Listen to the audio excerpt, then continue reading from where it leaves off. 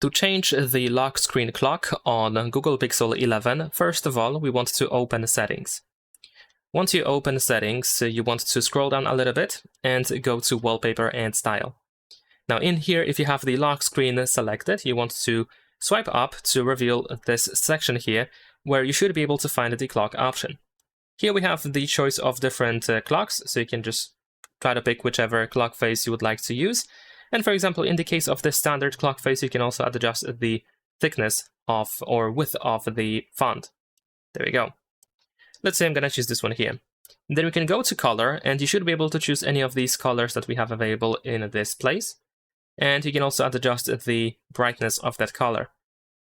And if you go to size, you can toggle the large option. So if you want to have the clock face in the middle of the screen, this huge one, that of course you want to make sure that large is enabled.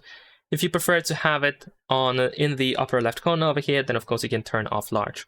Once you are done with these changes, tap on the apply button in the upper right corner, and that's pretty much it. Leave a like and subscribe.